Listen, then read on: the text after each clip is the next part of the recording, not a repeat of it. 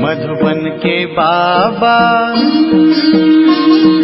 मधुबन के बाबा मुरली वाले, आपका क्या कहना, आपका क्या कहना। ओम शांति। आज 7 अप्रैल 2022 के साकार मधुर महावाक्य हैं। आज मीठे मीठे बाप दादा बोले, मीठे बच्चे, इस कलयुग में सब रावण की जंजीरों में बंधे हुए जीवन बंद है, उन्हें जीवन मुक्त बनाना है। बाप दादा ने कहा, मीठे बच्चे, इस कलयुग में सब रावण की जंजीरों में बंधे हुए जीवन बंद है, उन्हें जीवन मुक्त बनाना है। और बाबा ने आज प्रश्न पूछा कि कौन सा वर्षा आप ब्राह्मणों के साथ साथ सभी मनुष्य आत्माओं को भी मिलता है। तो उत्तर में बाबा समझाते हैं कि जीवन मुक्त बनने का वर्षा सभी को मिलता है।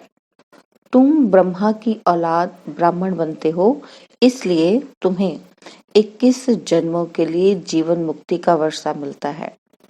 बाकी सबको अपने अपने धर्म में पहले पहले जीवन मुक्ति अर्थात सुख फिर दुख मिलता है। हर एक आधा समय सुख और आधा समय दुख भोगते हैं। बाकी हर एक स्वर्ग के सुख नहीं भोग सकते। उसके लिए तो ब्राह्मण बनना पड़े, पाठशाला में शिक्षा लेनी पड़े, माया पर विजयी बनना पड़े। मुरली का गीत है, मुखड़ा देख ले प्राणी, तू अपने मन दर्पण में। ओम शांति। यह किसने कहा कि अपने दिल रूपी दर्पण में देखो कि कितने पाप हैं, कितने पुण्य हैं, अर्थात 5 विकारों पर कितनी जीत पहनी है। हम लायक बने हैं श्री नारायण को वरने, क्योंकि जीवन मुक्ति व स्वर्ग के मालिक तो राजा रानी भी बनते हैं, प्रजा भी बनती है। तो दर्पण में अपने को देखना है कि माँ बाप जितनी सेवा हम कर सकते हैं। यह सिर्फ तुम ब्राह्मण ही जानते हो कि यह कलयुग है और सब जीवन बंध में है, एक भी जीवन मुक्ति में नहीं है। तुम भी जीवन बंध में थे। अभी जीवन मुक्ति पाने के लिए बाप पुरुषार्थ कराते हैं।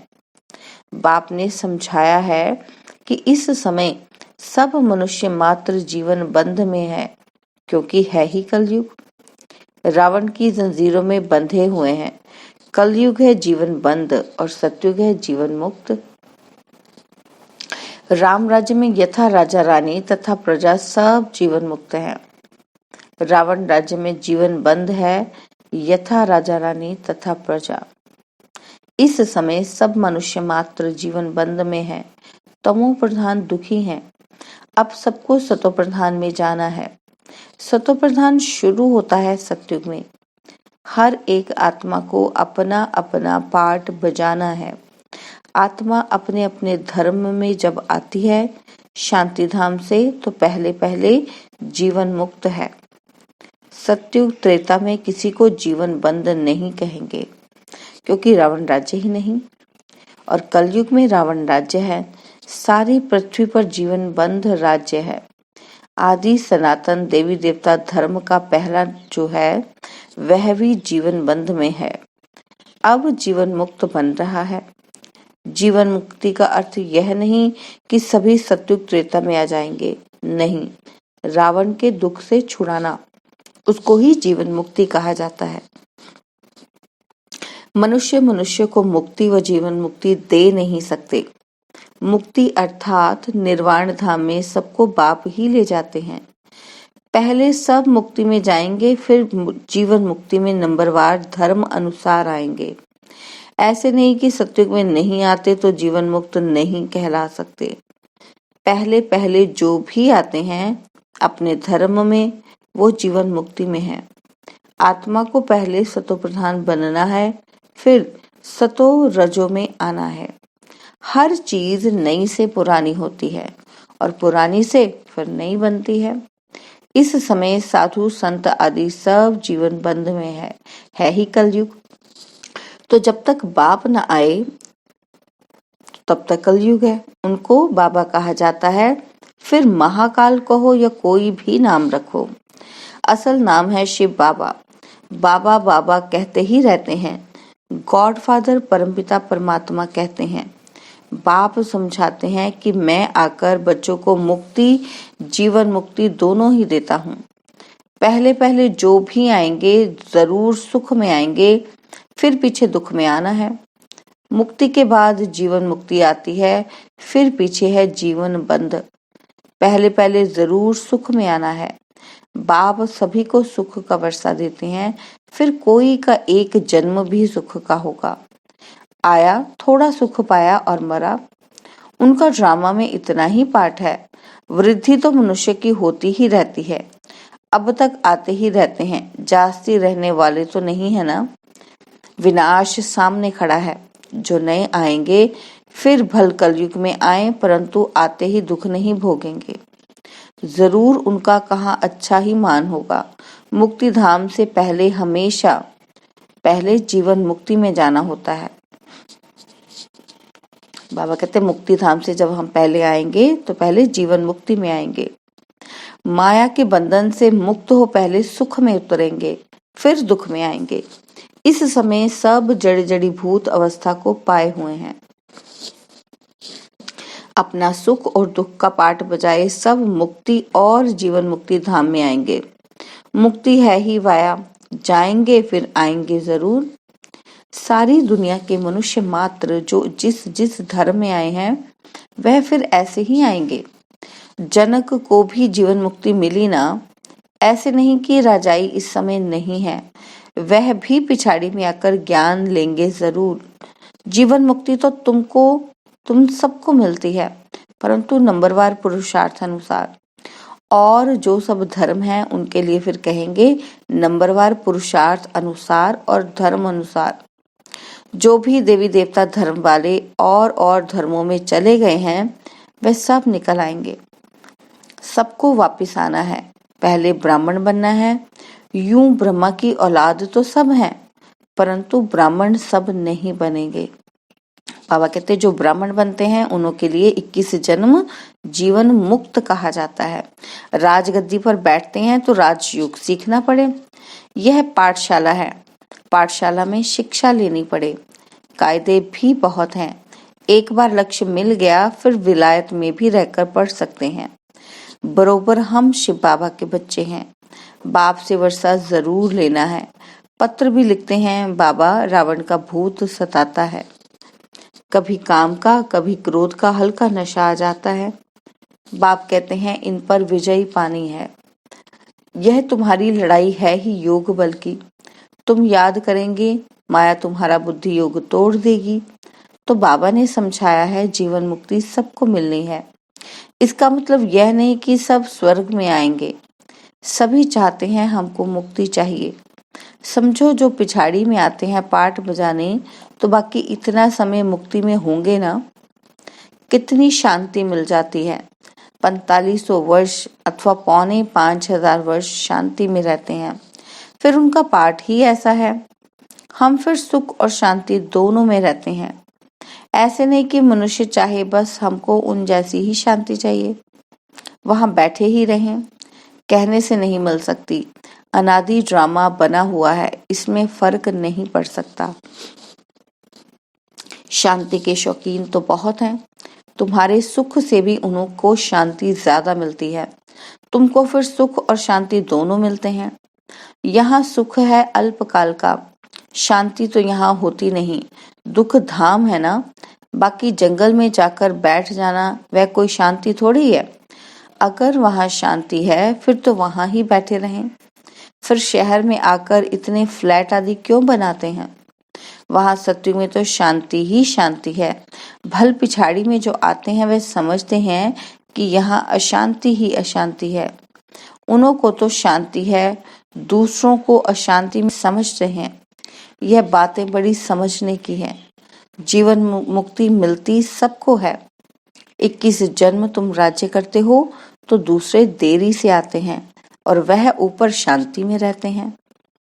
कोई सत्युग में अथवा त्रेता में पीछे आते हैं तो भी है तो शांति धाम में ना। वहां कोई दुख नहीं, फिर नंबरवार आएंगे, हिसाब किताब भी है ना। मनुष्य समझते हैं कि साइंस बड़ी तीखी है और हम कहते हैं कि हमारी साइलेंस सबसे तीखी है। बाबा की याद से ही ताकत मिलती है। वह साइंस की ताकत से ऊपर चंद्रमा में जाने का पुरुषार्थ करते हैं। तुम तो 1 सेकंड में सूर्य चांद से भी ऊपर चले जाते हो। मूल वतन सूक्ष्म वतन से ऊपर तो कुछ है ही नहीं। सूर्य चांद से मूल वतन सूक्ष्म वतन बहुत दूर है, किसी को मालूम नहीं पड़ सकता। ये है सब डिटेल की बातें। सूर्यवंशी राजा रानी बनने की तकदीर नहीं है तो कुछ समझ नहीं सकते, ना किसी को समझा सकते हैं। कोई ऐसे कह ना सके कि मुक्ति जीवन मुक्ति का ज्ञान मेरे में है। जनक के मिसाल, सभी को जेल में डाल दिया गया। इस समय रावण ने सबको जेल में डाल दिया है। राम आकर सबको छुड़ाते हैं।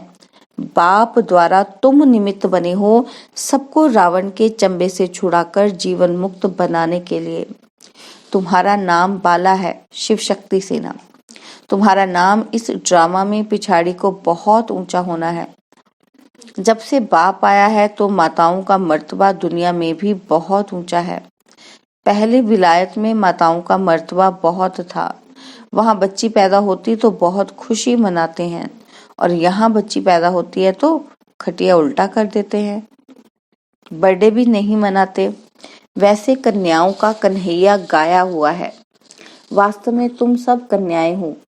तुम्हारा यह नया जन्म है, बाकी पढ़ाई में नंबरवार है। आत्मा छोटी बड़ी नहीं होती, शरीर छोटा बड़ा होता है। कोई झट समझ जाते हैं, किसी की तकदीर में नहीं है तो समझ नहीं सकते हैं। जीवन मुक्ति और जीवन बंध यह दोनों इस स्थूल वतन की ही बात है। सतयुग से लेकर जीवन मुक्त होते हैं और फिर जीवन बंद होते हैं द्वापर में। अभी सुख को सब भूल गए हैं, दुख में पड़े हैं। ऐसा कोई नहीं है जो कहे कि हमने 21 जन्म सुख लिया था। अब रावण राज्य होने के कारण मूत पलीती हो गए हैं। वहां रावण राज्य ही नहीं तो मूत पलीती कैसे हो सकते हैं। गाया भी जाता है योग बल और भोग बल। वहां योग बल से बच्चे पैदा होते हैं। तुम रस्म को जानते हो, दूसरों की बात ही नहीं। अमेरिकन आदि की रस्म रिवाज वह जाने, हम अपनी रस्म रिवाज को जान गए हैं। हम सतयुग के रहने वाले हैं। वहां हमारी रस्म रिवाज भी नई होगी, उस पर चलेंगे जैसे कल्प पहले तुम चले थे। जो हुआ होगा वही अब होगा। बच्चे ध्यान में जाकर रस्म रिवाज देख कर आते हैं, परंतु फिर भी ऊंच पद पाने का पुरुषार्थ करना है। जिन्होंने वहां की रस्म रिवाज बताई वह सब अभी है नहीं, तो इनसे कुछ फायदा तो होता ही नहीं। तो सारा मदार है पढ़ाई पर।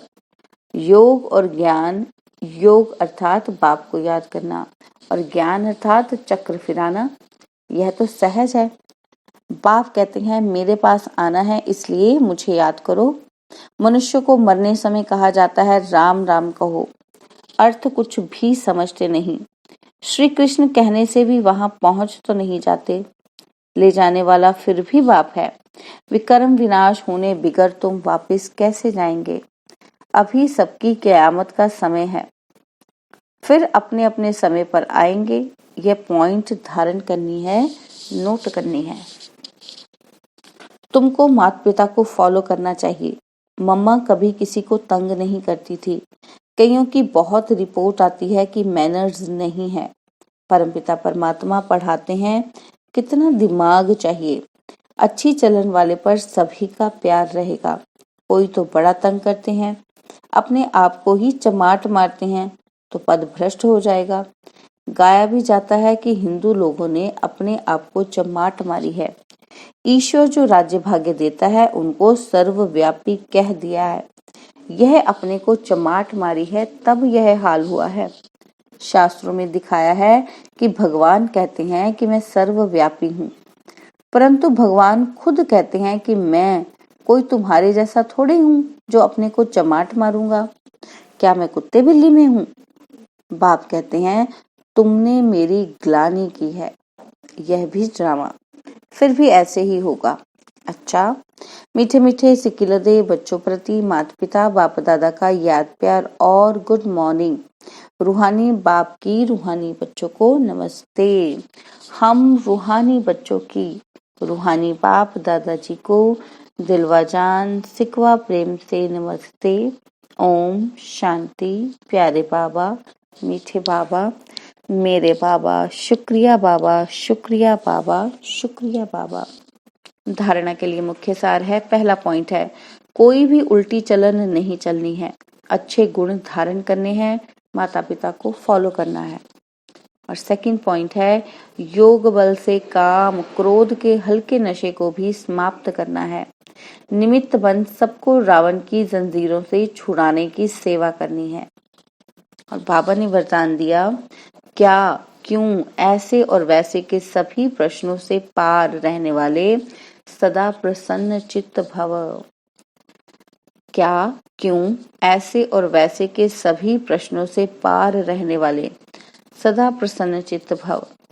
जो प्रसन्न चित्त आत्माएं हैं वे स्वयं के संबंध में व सर्व के संबंध में, प्रकृति के संबंध में किसी भी समय किसी भी बात में संकल्प मात्र भी क्वेश्चन नहीं उठाएगी। यह ऐसा क्यों, यह क्या हो रहा है, ऐसा भी होता है क्या?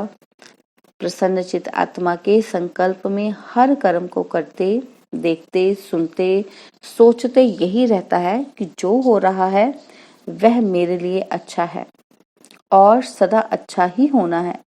वे कभी क्या, क्यों, ऐसा वैसा इन प्रश्नों की उलझन में नहीं जाते। स्लोगन है, स्वयं को मेहमान समझकर हर कर्म करो तो महान और महिमा योग्य बन जाएंगे। ओम शांति। और अब यह एक बहुत अच्छी वीडियो भी जरूर देखें।